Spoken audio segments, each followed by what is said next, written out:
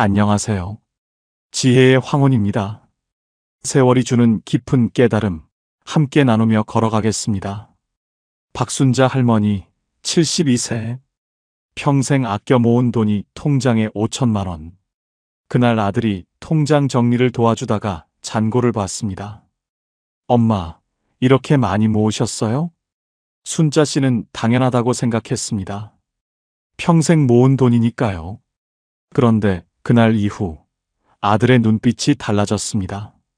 엄마, 이제 혼자 사는 건 위험한 것 같아요. 넘어지기라도 하면 어떡해요? 우리 집에서 같이 살면 서로 편하잖아요. 합가 제안이었습니다. 걱정해주는 말투였습니다. 배려처럼 들렸습니다. 순자 씨는 고민 끝에 아들 집으로 들어갔습니다. 자식과 함께 산다는 건 나쁜 일이 아니니까요. 방 하나가 마련되었습니다. 처음 며칠은 괜찮았습니다. 식사도 함께 했고 손주들도 반가워했습니다. 그런데 일주일쯤 지나면서 조금씩 규칙이 생기기 시작했습니다. 어머님, 저희는 저녁 시간은 루틴이 딱 정해져 있어서요. 어머님은 편하게 방에서 드세요. 요즘 TV 소리 때문에 애들이 집중을 못해요. 거실은 애들 숙제 마이너스 샤워 마이너스 정리 동선이 겹쳐서요. 어머님, 밤엔 집이 예민해요. 기침 나실 땐 방에서 조금 쉬어주세요. 세탁기는 저희가 돌릴게요. 어머님 옷은 따로 해드릴게요. 오늘 주제가 마음에 드신다면 구독과 좋아요 눌러주세요. 여러분의 마음에 작은 위로가 되는 따뜻한 이야기로 찾아뵙겠습니다. 말투는 여전히 부드러웠습니다. 걱정하는 것처럼 들렸습니다. 하지만 순자 씨는 알았습니다. 이건 배려가 아니라 통제라는 걸. 식사도 따로, 빨래도 따로, 심지어 기침 소리까지 조심해야 했습니다. 순자 씨는 점점 투명인간이 되어가는 기분이었습니다. 돈은 통장에 그대로 있었습니다. 하지만 쓸 곳도 쓸 자유도 없었습니다. 그날 밤 순자 씨는 이렇게 생각했습니다. 나는 보호받는 사람이 아니라 관리해야 할 사람이 된 것 같다. 혼자 살 때는 외로웠지만 자유로웠습니다. 하지만 자식과 함께 사는 지금은 외롭지 않지만 자유롭지도 않았습니다. 아니, 오히려 더 외로웠습니다. 곁에 사람이 있는데도 혼자인 느낌이었습니다. 오늘은 자식과 함께 살아도 존엄이 사라질 수 있고 따로 살아도 삶은 다시 단단해질 수 있다는 이야기를 나눠보려 합니다. 순자 씨가 어떻게 다시 자기 삶을 되찾았는지, 그리고 노후의 진짜 답은 무엇인지 함께 보시겠습니다. 끝까지 들으시면 분명 마음이 편해지실 겁니다. 함께 사는 것보다 중요한 건 내가 사라지지 않는 것입니다. 그 이야기를 지금부터 시작하겠습니다. 엄마, 같이 살면 서로 좋잖아요. 아들의 목소리는 확신에 차 있었습니다. 며느리도 옆에서 고개를 끄덕였습니다. 요양원 갈 필요도 없고 우리가 옆에 있으면 어머님도 안심이시잖아요. 혼자 계시면 아프시기라도 하면 어떡해요? 걱정돼 죽겠어요. 순자 씨는 한참을 생각했습니다. 사실 혼자 사는 게 불편하진 않았습니다. 자유로웠고 편했습니다. 하지만 아들의 말도 틀린 건 아니었습니다. 밤에 갑자기 어지러울 때, 새벽에 배가 아플 때, 그럴 때마다 순자 씨도 불안했으니까요. 그래, 자식이 걱정해 주는데 뭐. 순자 씨는 짐을 쌌습니다. 많지 않았습니다.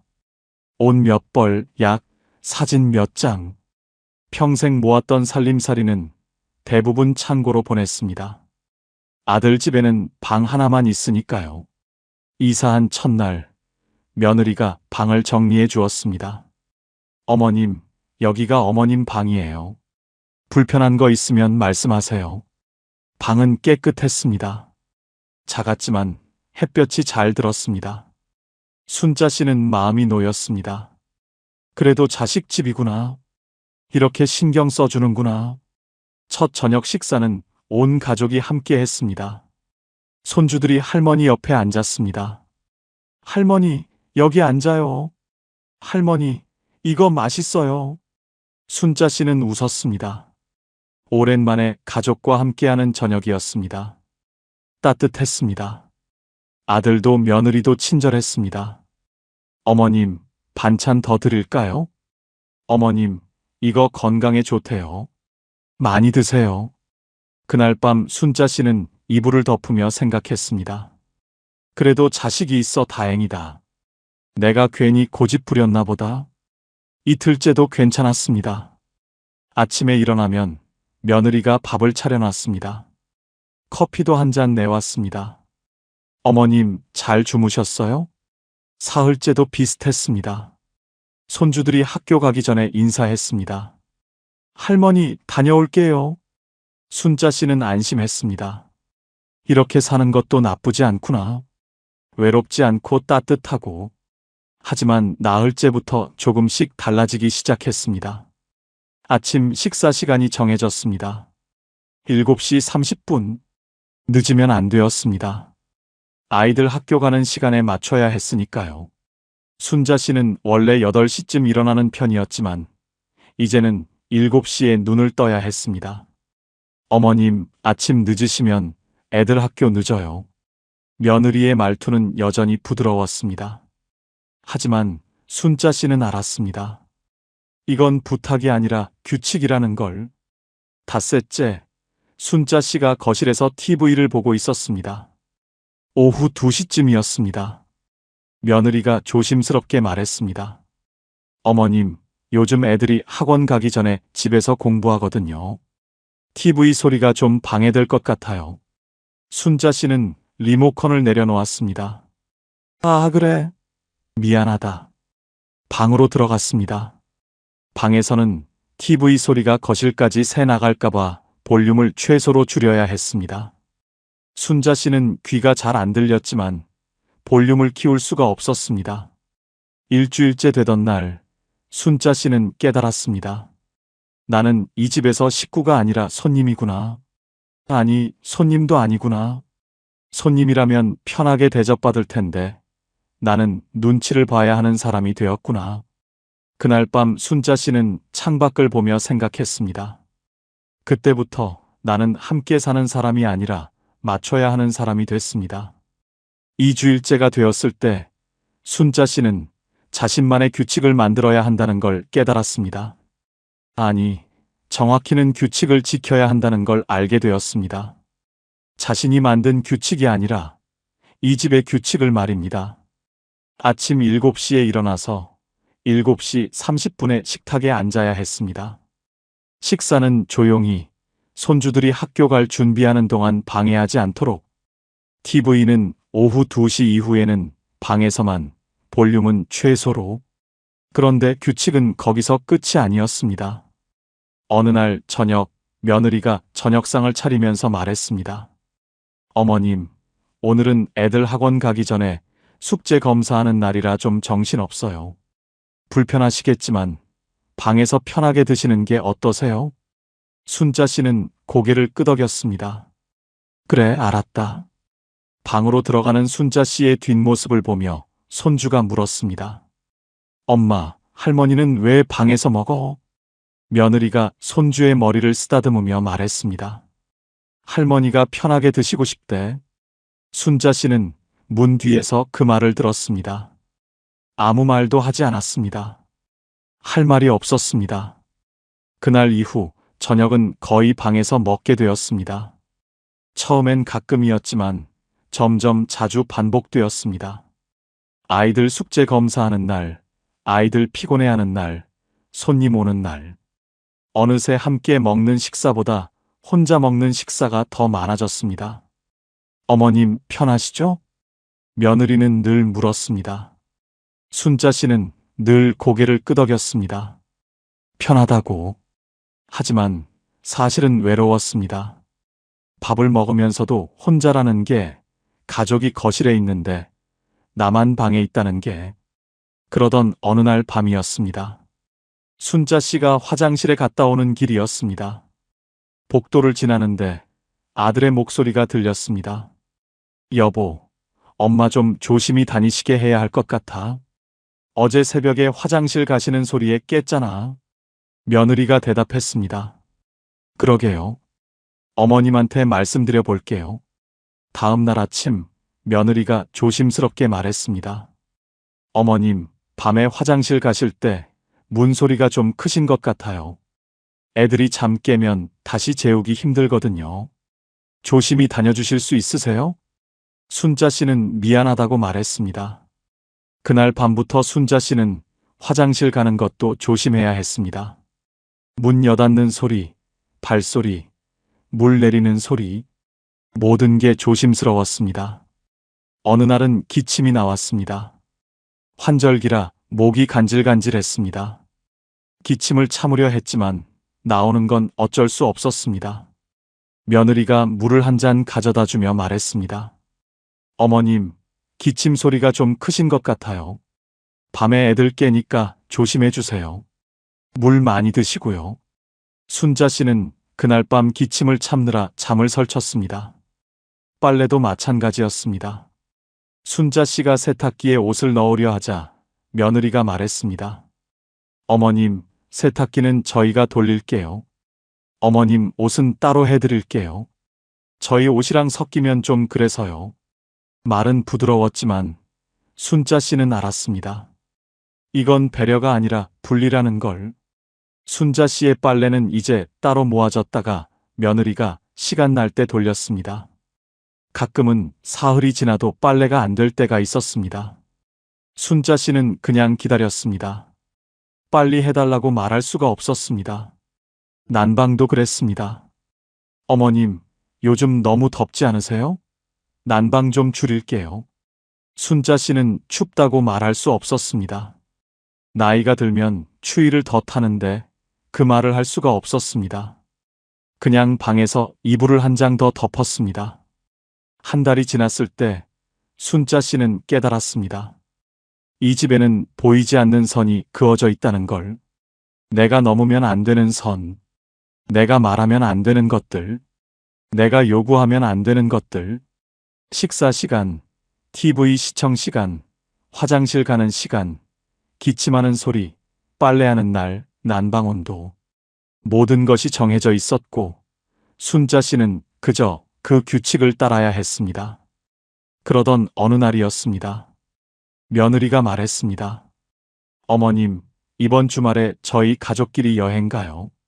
차 오래 타시면 허리 아프시잖아요. 어머님은 집에서 편히 쉬세요. 이틀 후 아들 네 가족은 여행을 다녀왔습니다. 며느리가 사진을 보여줬습니다. 어머님, 여기 바다 정말 예뻤어요. 다음에 가까운 데로 모시고 갈게요. 사진은 예뻤습니다.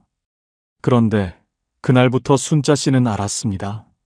나는 함께가 아니라 재회 쪽으로 자리를 옮긴 사람이라는 걸. 말은 늘 부드러웠습니다. 어머님 편하시죠? 어머님을 위해서예요.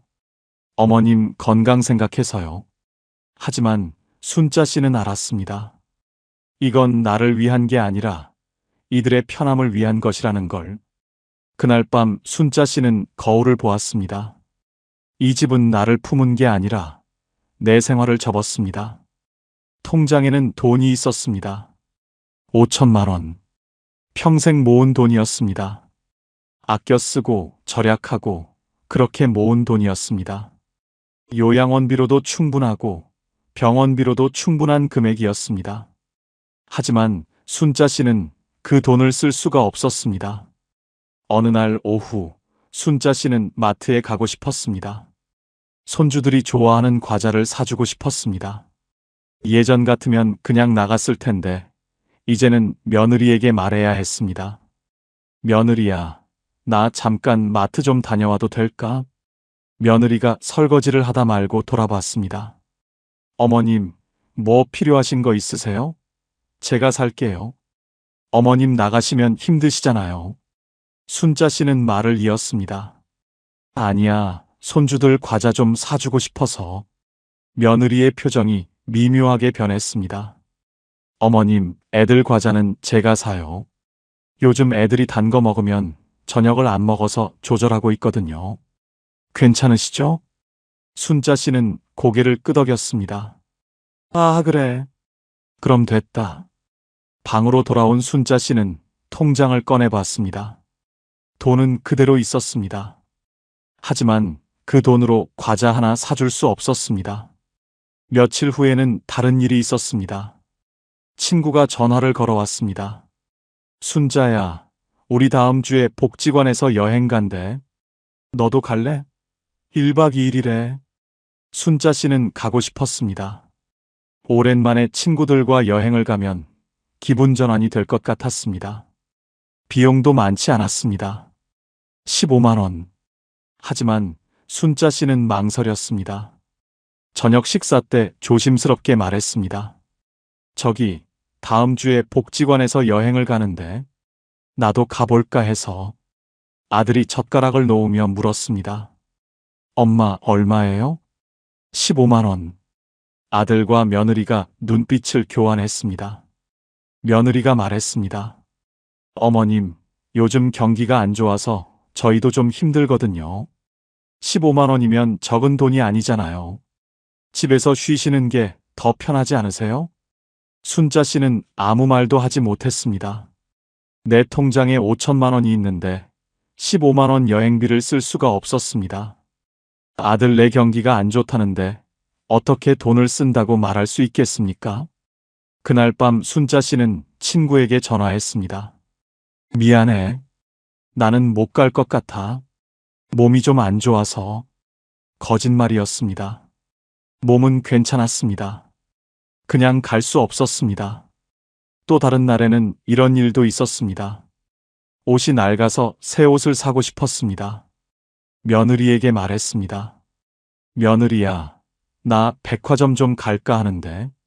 며느리가 물었습니다. 왜요, 어머님? 뭐 필요하신 거 있으세요? 옷이 좀 낡아서 새로 하나 사려고. 며느리가 웃으며 말했습니다. 어머님, 제가 인터넷으로 괜찮은 거 찾아드릴게요. 백화점은 비싸잖아요. 집에서 편하게 계세요. 며칠 후 택배가 왔습니다. 며느리가 고른 옷이었습니다. 싸구려 티가 나는 옷이었습니다. 순자 씨가 원한 옷이 아니었습니다. 하지만 고맙다고 말해야 했습니다. 고맙다. 딱 내 스타일이네. 거짓말이었습니다. 순자 씨는 평생 깔끔하게 옷을 입고 살았습니다. 비싸지 않아도 품위 있는 옷을 골라 입었습니다. 하지만 이제는 그럴 수 없었습니다. 내가 고른 옷이 아니라 며느리가 고른 옷을 입어야 했습니다. 가장 힘들었던 건 병원에 갈 때였습니다. 순자 씨는 당뇨가 있었습니다. 석 달에 한 번씩 병원에 가야 했습니다. 그날도 병원 날이었습니다. 며느리야, 오늘 병원 가는 날이야. 며느리가 달력을 보며 말했습니다. 어머님, 오늘은 제가 좀 바빠서요. 다음 주로 미뤄도 되죠? 순자 씨는 망설였습니다. 근데 약이 다 떨어져서 한두 일 정도는 괜찮을 거예요. 제가 다음 주에 꼭 모시고 갈게요. 순자 씨는 고개를 끄덕였습니다. 다음 주까지 약 없이 버텨야 했습니다. 혼자 택시 타고 병원에 갈 수도 있었습니다. 돈은 있었으니까요. 하지만 그럴 수 없었습니다. 며느리 허락 없이 혼자 나가면 또 잔소리를 들을 게 뻔했습니다. 어머님, 혼자 다니시다 넘어지시면 어떡해요? 저희한테 말씀하시고 다니세요. 그날 밤 순자 씨는 통장을 또 꺼내봤습니다. 5천만 원. 돈은 그대로 있었습니다. 한 푼도 줄지 않았습니다. 하지만 순자 씨는 알았습니다. 이 돈은 내 돈이 아니라는 걸. 아니, 내 이름으로 되어 있지만 내 마음대로 쓸 수 없는 돈이라는 걸. 과자 하나, 여행 한 번, 옷 한 벌, 병원 한 번. 이 모든 게 내 결정이 아니라 이들의 허락이 필요한 일이 되었습니다. 순자 씨는 문득 깨달았습니다. 돈이 있다는 건 자유가 있다는 뜻이 아니었습니다. 통장에 돈이 아무리 많아도 내가 결정할 수 없다면 그건 자유가 아니었습니다. 혼자 살 때는 돈이 적었지만 그 돈을 어떻게 쓸지는 내가 결정했습니다. 커피 한 잔, 빵 하나, 친구와의 점심. 작은 것이지만 내 선택이었습니다. 하지만 지금은 돈이 있어도 결정할 수 없었습니다. 그날 밤 순자 씨는 이렇게 생각했습니다. 내 통장 잔고는 그대로인데 내 선택권만 사라졌습니다. 2달이 지났습니다. 순자 씨는 아들 집에 살고 있었습니다. 같은 집, 같은 공간. 벽 하나를 사이에 두고 가족이 있었습니다. 하지만 순자 씨는 점점 더 혼자가 되어 갔습니다. 아침 식사는 혼자였습니다. 7시 30분에 식탁에 나가면 이미 아들네 가족은 식사를 마치고 있었습니다. 어머님, 밥 데워드릴게요.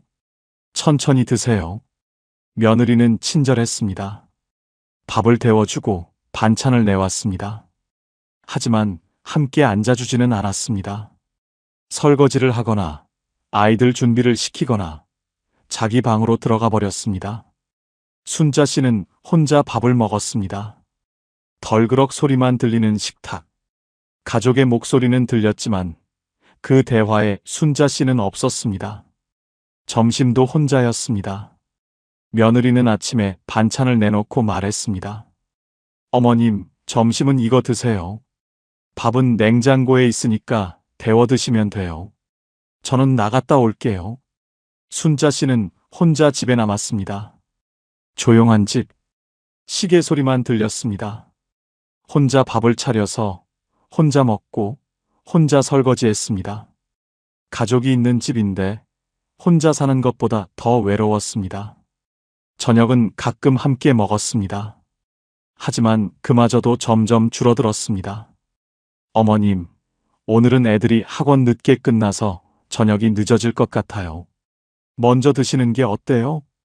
어머님, 오늘 저녁은 애들이 안 좋아하는 반찬이라 어머님 것만 따로 준비했어요. 함께 먹는 저녁보다 혼자 먹는 저녁이 더 많아졌습니다. TV도 혼자 봤습니다. 거실 TV는 아이들 차지였습니다. 학교 끝나고 돌아오면 애들이 TV를 켰습니다. 순자 씨가 보고 싶은 프로그램이 있어도 말할 수 없었습니다. 할머니, 나 이거 봐야 돼. 손주가 리모컨을 들고 말했습니다. 순자 씨는 고개를 끄덕이고 방으로 들어갔습니다. 방에서 작은 TV를 켰습니다. 볼륨은 최소로. 귀가 잘 안 들렸지만 키울 수가 없었습니다. 하루는 이렇게 흘러갔습니다. 아침에 일어나서 혼자 밥 먹고 방에서 TV 보고 점심 혼자 먹고 또 방에 있고 저녁 혼자 먹고 씻고 자고. 같은 집에 가족이 있지만 순자 씨는 하루 종일 방에만 있었습니다. 가끔 거실에 나가면 어색했습니다. 아들 네 가족이 소파에 모여 앉아 TV를 보고 있었습니다. 웃음소리가 들렸습니다. 순자 씨가 거실로 나가면 그 웃음이 멈췄습니다. 어머님, 밖에 나오셨어요? 불편하신 거 있으세요? 며느리가 물었습니다. 친절한 말투였지만 순자 씨는 알았습니다. 이건 환영이 아니라 확인이라는 걸. 왜 나오셨어요? 라는 뜻이라는 걸. 아니야, 그냥 물 좀 마시려고. 물을 마시고 다시 방으로 들어갔습니다. 거실에 있으면 눈치가 보였습니다. 밤에는 더 조심스러웠습니다. 화장실 가는 것도 물 마시러 나가는 것도 모든 게 조심스러웠습니다. 문소리, 발소리, 모든 걸 최소화해야 했습니다. 어느 날 밤 순자 씨는 목이 말랐습니다. 물을 마시러 나가고 싶었지만 시계를 봤습니다. 밤 11시. 이미 아들 네 가족은 다 잤을 시간이었습니다. 순자 씨는 참았습니다. 아침까지 기다렸습니다. 다음 날 아침, 목이 너무 말라서 물을 벌컥벌컥 마셨습니다. 며느리가 물었습니다. 어머님, 밤에 물 안 마셨어요? 많이 목마르신가 봐요. 순자 씨는 대답하지 않았습니다. 석 달째가 되었을 때 순자 씨는 깨달았습니다. 나는 이 집에서 투명인간이 되었다는 걸. 식사 시간에도, TV 보는 시간에도, 가족 대화 시간에도 나는 없었습니다. 같은 공간에 있지만 존재하지 않는 사람이 되었습니다. 가끔 손주들이 방문을 열고 들어왔습니다. 할머니, 엄마가 이거 드리래요. 간식을 놓고 가버렸습니다. 할머니와 이야기하러 온 게 아니라 심부름으로 온 것이었습니다. 순자 씨는 그 간식을 보며 생각했습니다. 이게 가족인가? 이게 함께 사는 건가? 혼자 살 때는 외로웠습니다. 밥을 혼자 먹고 TV를 혼자 보고 하루를 혼자 보냈습니다. 외로웠지만 자유로웠습니다. 눈치 볼 사람도 없었고 조심할 것도 없었습니다. 하지만 지금은 달랐습니다. 가족과 함께 살지만 더 외로웠습니다. 혼자 살 때의 외로움은 혼자에서 왔습니다. 하지만 지금의 외로움은 같이 있지만 혼자에서 왔습니다. 그게 더 아팠습니다. 어느 날 밤 순자 씨는 문득 혼자 살던 집이 그리워졌습니다. 작은 투룸이었습니다. 낡았고 엘리베이터도 없는 3층이었습니다. 계단 오르기 힘들었지만 그래도 내 집이었습니다. 그 집에서는 아침에 일어나고 싶을 때 일어났습니다. 7시에 일어나야 한다는 규칙이 없었습니다. 8시에 일어나도 9시에 일어나도 아무도 뭐라고 하지 않았습니다. TV도 마음대로 봤습니다. 아침 드라마가 보고 싶으면 봤고 트로트 프로그램이 보고 싶으면 봤습니다. 볼륨도 마음대로 키웠습니다. 귀가 잘 안 들려서 크게 틀어도 괜찮았습니다. 눈치 볼 사람이 없었으니까요. 밥도 자유로웠습니다. 오늘은 밥 먹기 싫으면 빵으로 때웠습니다. 점심을 거르고 싶으면 거르고 저녁을 일찍 먹고 싶으면 일찍 먹었습니다. 누가 시간을 정해주지 않았습니다. 내 배가 고플 때 먹었습니다. 친구들도 자유롭게 만났습니다. 순자야, 오늘 점심 먹자. 전화 한 통이면 됐습니다. 누구한테 허락받을 필요도 없었고 눈치 볼 필요도 없었습니다. 그냥 가방 들고 나가면 됐습니다. 복지관도 자유롭게 갔습니다. 노래 교실, 한글 교실, 요가 수업. 가고 싶은 데 갔습니다. 15만 원짜리 여행도 마음만 먹으면 갔습니다. 누가 경기 어렵다고 말리지 않았습니다. 화장실도 자유로웠습니다. 밤에 화장실 가고 싶으면 갔습니다. 문 여닫는 소리 조심할 필요 없었고 물 내리는 소리 걱정할 필요 없었습니다. 기침이 나오면 나오는 대로 했습니다. 참을 필요가 없었습니다. 빨래도 하고 싶을 때 했습니다. 세탁기 돌리고 싶으면 돌렸습니다. 사흘씩 기다릴 필요 없었습니다. 내 옷은 내가 빨고 내가 말리고 내가 개었습니다. 돈도 자유로웠습니다. 돈이 많지는 않았습니다. 하지만 그 적은 돈을 어떻게 쓸지는 내가 정했습니다. 커피 한 잔 사 먹고 싶으면 샀고 빵 하나 사고 싶으면 샀습니다. 누가 그거 왜 사요? 라고 묻지 않았습니다. 외로웠습니다. 저녁에 집에 혼자 있으면 외로웠습니다. TV 소리만 들리는 집. 말을 걸 사람이 없었습니다. 가끔은 혼잣말을 했습니다. 그렇게라도 해야 목소리가 나왔으니까요. 명절에는 더 외로웠습니다. 다른 집에서는 웃음소리가 들렸습니다. 가족들이 모이는 소리가 들렸습니다. 순자 씨는 혼자 TV를 봤습니다. 외로웠습니다. 밤에 아플 때도 두려웠습니다. 갑자기 배가 아프거나 어지러울 때 혼자라는 게 무서웠습니다. 만약 쓰러지면 누가 알까? 그런 생각을 하면 불안했습니다. 하지만 그래도 편했습니다. 외롭고 불안했지만 편했습니다. 왜냐하면 눈치를 보지 않아도 됐으니까요. 순자 씨는 깨달았습니다. 외로움은 참을 수 있었습니다. 불안함도 견딜 수 있었습니다. 하지만 눈치는 참을 수 없었습니다. 매일 조심하고 매일 숨죽이고 매일 작아지는 건 견딜 수 없었습니다. 혼자 살 때는 외로웠지만 나는 살아 있었습니다. 하지만 지금은 사람들과 함께 있는데 나는 죽어가고 있었습니다. 편안함은 누군가 곁에 있느냐가 아니었습니다. 눈치 보지 않아도 되느냐였습니다. 그날 밤 순자 씨는 결심했습니다. 차라리 혼자가 더 편했다고. 차라리 외로워도 자유로운 게 낫다고. 그리고 생각했습니다. 나가야겠다고.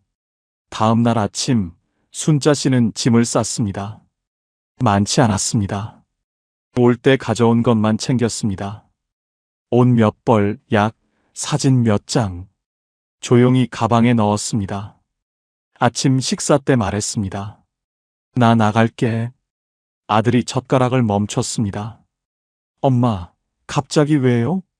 순자 씨는 담담하게 말했습니다. 그냥 나가고 싶어서. 며느리가 당황한 표정으로 물었습니다. 어머님, 저희가 뭘 잘못했나요? 불편하신 거 있으면 말씀하세요. 순자 씨는 고개를 저었습니다. 아니야. 너희 잘못이 아니야. 그냥 내가 나가고 싶어. 아들이 목소리를 높였습니다. 엄마, 그게 무슨 말이에요? 혼자 사시면 위험하잖아요. 그래서 모신 거잖아요. 순자 씨는 조용히 말했습니다. 위험해도 괜찮아. 내가 선택할게. 며느리가 눈물을 글썽이며 말했습니다. 어머님, 저희가 정말 잘못한 게 있으면 말씀해 주세요. 고칠게요. 순자 씨는 알았습니다. 이들이 나쁜 사람이 아니라는 걸. 며느리도 아들도 나쁘게 한 건 아니었습니다. 그냥 이들의 방식이 있었고 순자 씨의 방식과 맞지 않았을 뿐이었습니다. 너희는 잘못한 게 없어. 그냥 나는 혼자 사는 게 더 편해. 아들이 답답한 듯 물었습니다. 엄마, 대체 뭐가 불편했어요? 저희가 뭘 잘못했는지 말씀해 주세요.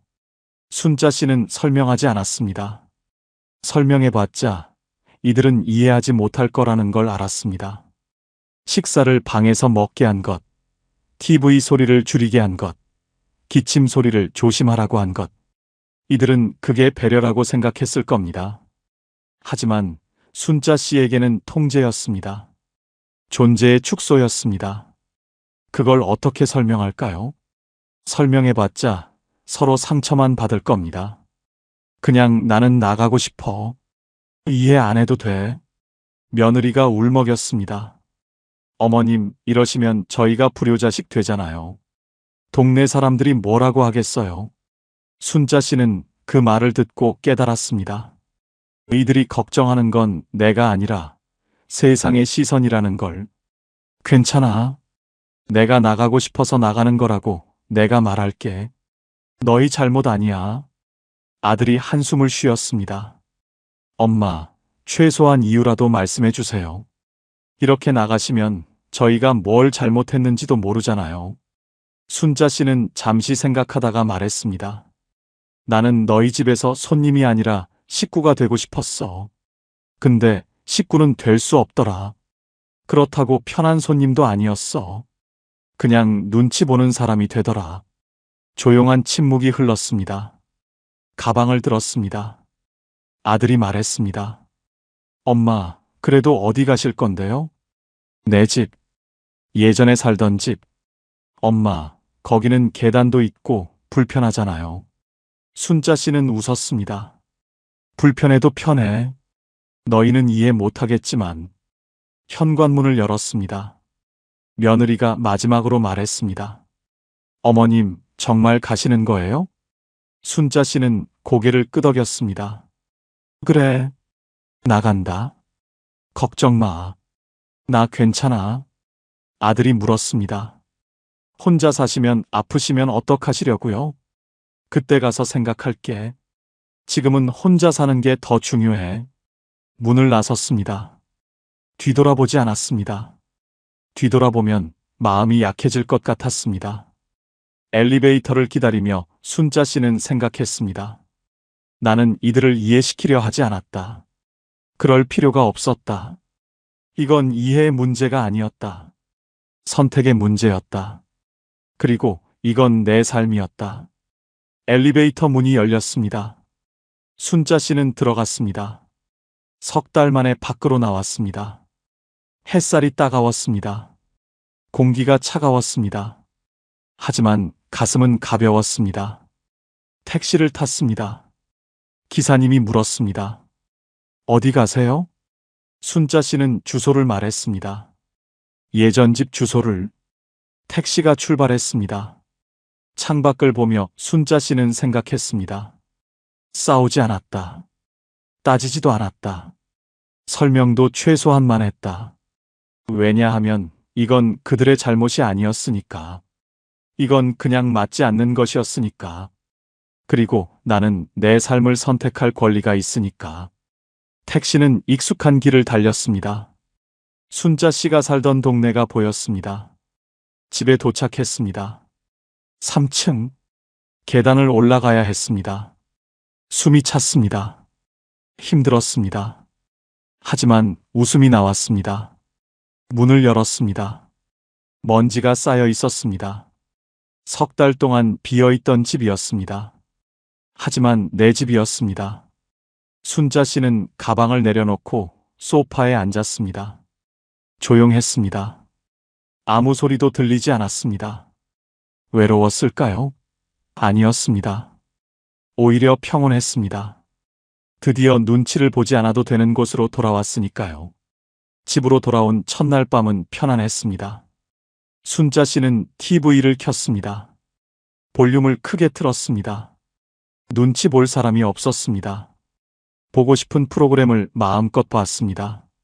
저녁도 먹고 싶은 시간에 먹었습니다. 간단하게 라면을 끓였습니다. 식탁에 앉아서 혼자서 천천히 먹었습니다.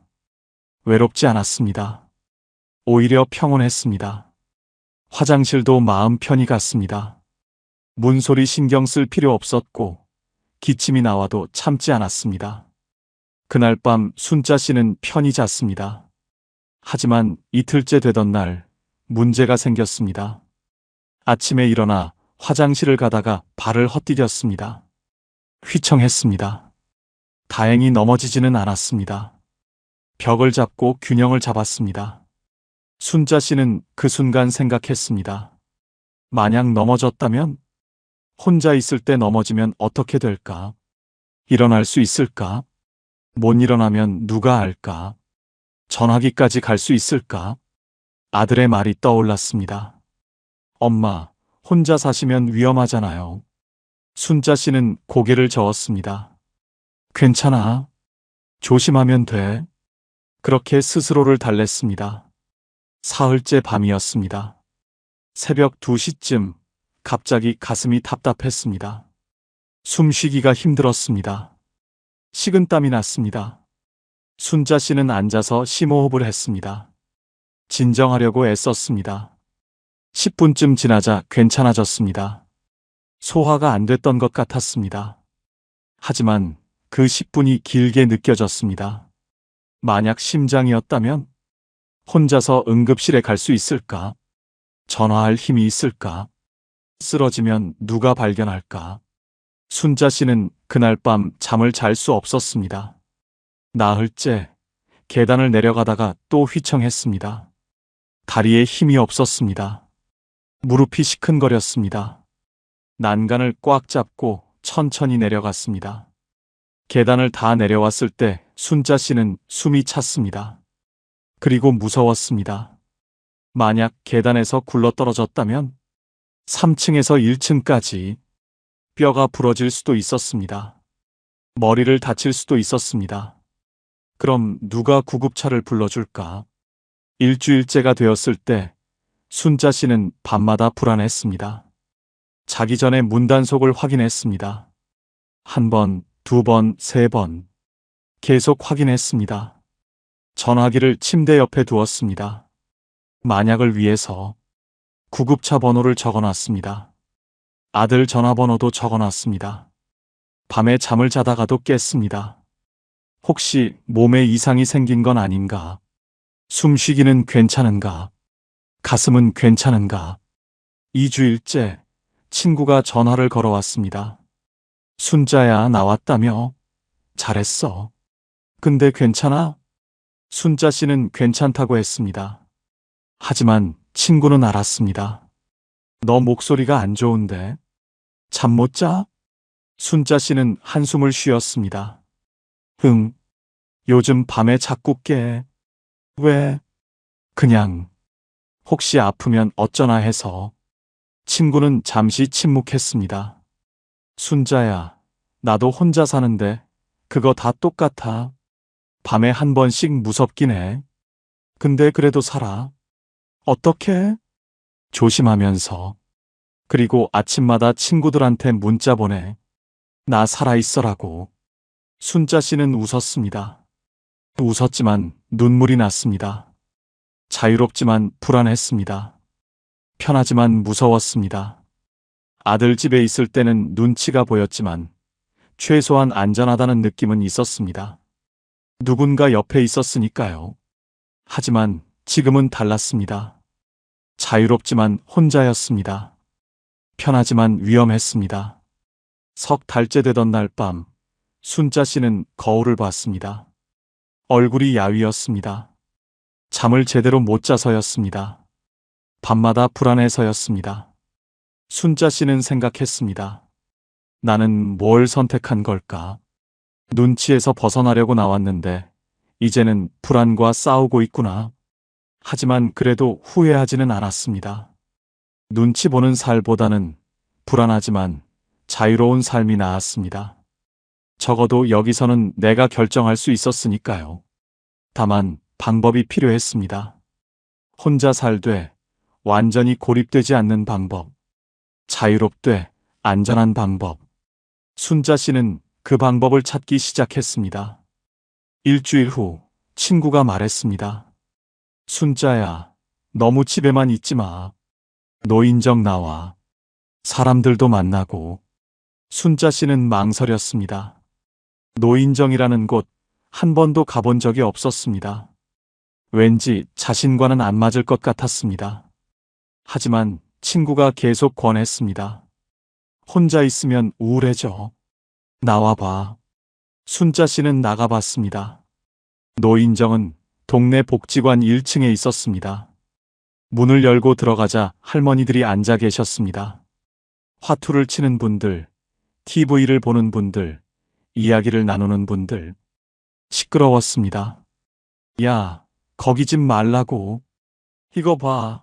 내가 이겼잖아. 순자 씨는 어색하게 구석에 앉았습니다. 친구가 사람들을 소개했습니다. 얘는 우리 친구 순자야. 오늘 처음 나왔어. 몇 분이 인사했습니다. 하지만 곧 다시 자기들끼리 이야기를 이어갔습니다. 순자 씨는 그냥 앉아 있었습니다. 1시간쯤 있다가 나왔습니다. 친구가 물었습니다. 어때? 내일도 올래? 순자 씨는 고개를 저었습니다. 나는 좀 안 맞는 것 같아. 왜? 재밌잖아. 응. 근데 나는 화투도 못 치고 그냥 앉아만 있으니까. 친구는 이해한다는 표정을 지었습니다. 그래. 노인정이 다 맞는 건 아니지. 다음 날 순자 씨는 복지관을 가봤습니다. 복지관은 노인정보다 조용했습니다. 2층에는 노래 교실이 있었고 3층에는 요가 교실이 있었습니다. 1층에는 식당이 있었습니다. 점심시간이었습니다. 식당에 사람들이 모여 있었습니다. 순자 씨는 밥을 받아서 자리에 앉았습니다. 혼자 앉으려고 했는데 한 할머니가 말을 걸었습니다. 여기 앉으세요. 혼자 드세요? 네, 처음 왔어요. 아, 그래요? 저도 혼자 사는데 여기 자주 와요. 밥 해먹기 귀찮아서. 할머니는 친절했습니다. 이름도 물어봤고 어디 사는지도 물어봤습니다. 하지만 깊은 이야기는 하지 않았습니다. 그냥 가벼운 대화였습니다. 밥을 먹고 나서 순자 씨는 로비에 앉았습니다. 사람들이 오가는 걸 봤습니다. 노래 교실에 가는 사람, 요가 교실에 가는 사람, 그냥 앉아서 신문 보는 사람. 복지관은 시끄럽지 않았습니다. 그렇다고 조용하지도 않았습니다. 그냥 사람이 있는 곳이었습니다. 순자 씨는 1시간쯤 앉아 있다가 집에 갔습니다. 다음 날도 갔습니다. 점심을 먹으러. 어제 만났던 할머니가 있었습니다. 또 오셨네요? 네, 밥 먹으러요. 저도요. 같이 앉아요. 함께 밥을 먹었습니다. 특별한 대화는 없었습니다. 그냥 밥을 먹고 가벼운 이야기를 나눴습니다. 날씨 이야기, TV 이야기, 동네 이야기. 밥을 먹고 나서 순자 씨는 또 로비에 앉았습니다. 신문을 봤습니다. 아무도 말을 걸지 않았습니다. 하지만 외롭지 않았습니다. 사람들이 지나갔습니다. 인사하는 사람도 있었고, 그냥 지나가는 사람도 있었습니다. 순자 씨는 그저 앉아 있었습니다. 일주일쯤 지났을 때 순자 씨는 깨달았습니다. 복지관이 답은 아니었습니다. 여기서 친한 친구를 만든 것도 아니었고, 외로움이 완전히 사라진 것도 아니었습니다. 하지만 힌트는 있었습니다. 사람이 있는 곳에 있으면 완전히 혼자는 아니라는 것. 말을 많이 하지 않아도 누군가 옆에 있으면 안심이 된다는 것. 그리고 혼자 살지만 매일 집에만 있을 필요는 없다는 것. 어느 날 복지관에서 공고를 봤습니다. 시니어 공동생활 프로그램 참여자 모집. 내용을 읽어봤습니다. 혼자 사는 어르신들끼리 정기적으로 만나서 식사도 하고 활동도 하고 서로 안부도 확인한다는 내용이었습니다. 순자 씨는 관심이 생겼습니다. 혼자 살되 완전히 고립되지 않는 방법. 이게 바로 그런 거 아닐까? 며칠 후 프로그램 설명회에 갔습니다. 담당자가 설명했습니다. 혼자 사시는 분들끼리 소그룹을 만듭니다. 일주일에 두세 번 만나서 식사도 같이 하고 병원도 같이 가고 그렇게 서로 돕는 프로그램입니다. 한 할머니가 질문했습니다. 같이 살아야 하나요? 아니요. 각자 집에서 삽니다. 다만 정기적으로 만나는 거예요. 순자 씨는 고개를 끄덕였습니다. 이거다. 이게 내가 찾던 거였다. 혼자 살지만 연결되어 있는 것. 자유롭지만 고립되지 않는 것. 설명회가 끝나고 신청서를 받았습니다. 순자 씨는 작성했습니다. 집으로 돌아오는 길에 순자 씨는 생각했습니다. 노인정은 나와 안 맞았다. 시끄럽고 어색했다. 복지관은 괜찮았다. 사람들이 있었고 그게 안심이 됐다. 하지만 그것만으로는 부족했다. 나는 진짜 연결이 필요했다. 얕지 않은 하지만 부담스럽지 않은 그런 연결. 그리고 이제 그 답을 찾기 시작했다. 2주일 후 첫 모임이 있었습니다. 복지관 2층 작은 방에 5명의 할머니가 모였습니다. 순자 씨를 포함해서 5명. 나이는 60대 후반에서 70대 초반까지. 담당자가 소개를 시켰습니다. 짧게 이름과 사는 곳만. 그런데 이상했습니다. 다들 비슷했습니다. 저는 혼자 살아요. 아들 집에서 나왔어요. 저도요. 딸네 집에서 1년 살다가 나왔어요. 저는 아예 같이 안 살았어요. 간섭받기 싫어서. 순자 씨 차례가 왔습니다. 저는 박순자예요. 아들 집에서 3달 살다가 나왔어요. 이영자 할머니가 물었습니다. 왜 나오셨어요? 눈치가 보여서요. 식사도 따로 하고 TV도 방에서만 보고. 박미자 할머니가 말했습니다. 저도요. 저도 방에서 혼자 먹으라고 했어요. 손주들이 할머니 있으면 밥을 안 먹는다고. 순자 씨는 깜짝 놀랐습니다. 똑같네요. 다들 웃었습니다. 쓸쓸한 웃음이었지만 공감하는 웃음이었습니다. 이영자 할머니가 물었습니다. 근데 혼자 살면 밤에 무섭지 않아요? 저도요. 요즘 잠도 잘 못 자요. 김정숙 할머니가 말했습니다. 저는 아침마다 친구한테 문자 보내요. 나 살아있어라고. 다들 웃었습니다. 담당자가 설명했습니다. 일주일에 두세 번 만나서 식사도 같이 하고 병원도 같이 가고. 강제는 없어요. 매일 만날 필요도 없고 집에 찾아갈 필요도 없어요. 최순덕 할머니가 말했습니다. 그 정도면 괜찮을 것 같네요.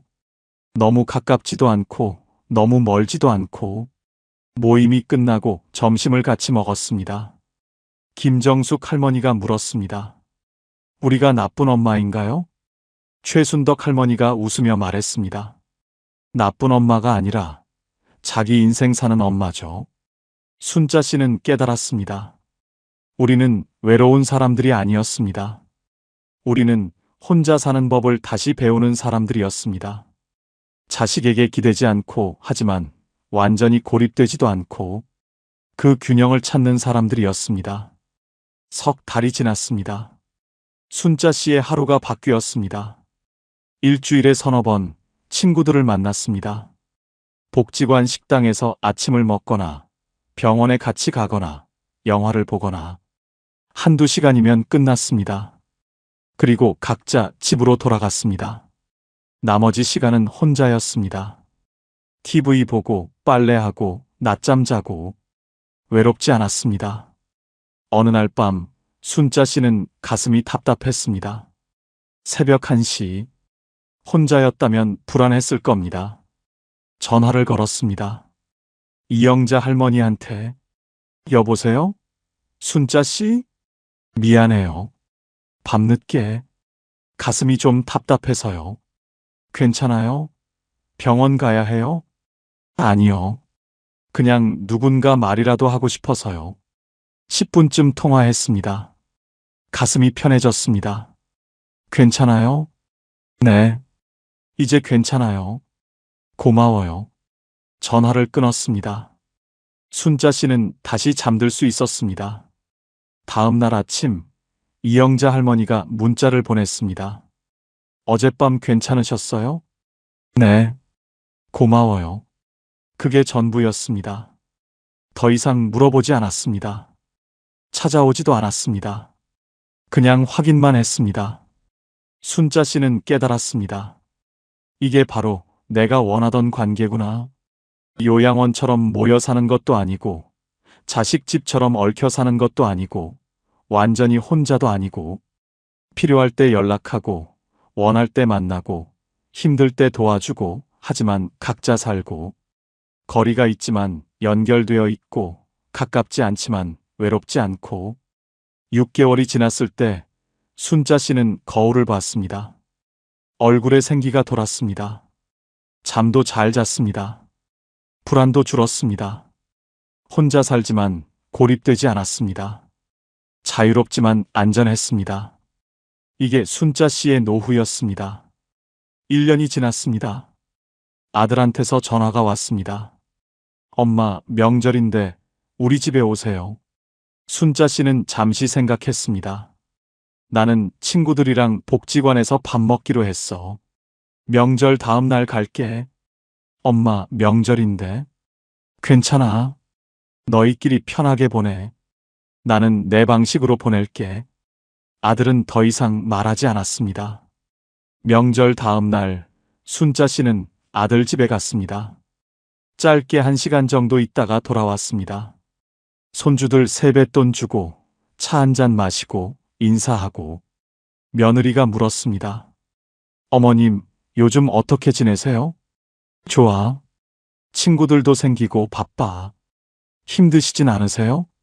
순자 씨는 웃었습니다. 안 힘들어.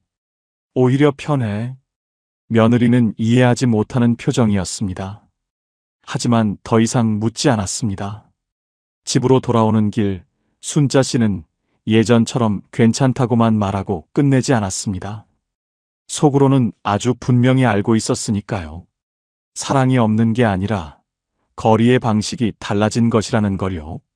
집 앞에 도착해 비밀번호를 누르고 문을 열었습니다. 불을 켰습니다. 작은 현관이 환해졌습니다. 순자 씨는 신발을 벗고 약 봉투를 식탁 위에 올려두었습니다. 물이 끓는 소리가 났습니다.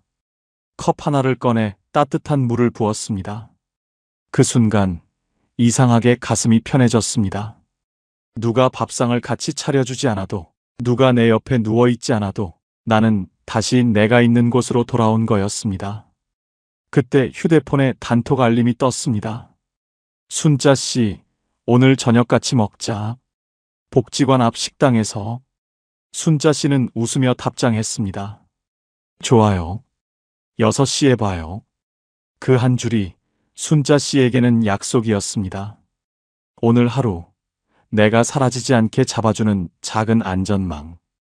요양원도 간병인도 아닌 사람의 연결이었습니다. 내 자리로 돌아가는 길이었습니다. 오늘 이야기가 여러분의 마음에 작은 위로가 되었기를 바랍니다. 노후의 답은 누가 옆에 있느냐가 아니라 내가 사라지지 않는 거리였습니다. 만약 지금 자식 집에 있어도 마음이 작아지고 혼자 집에 있어도 밤이 무섭다면 정답을 한 곳에서 찾지 마십시오. 집은 내 집, 생활은 내 생활. 대신 밥 한 끼 같이 할 사람을 만드는 것. 그게 순자 씨가 찾은 현실적인 방법이었습니다. 여러분은 어떠신가요?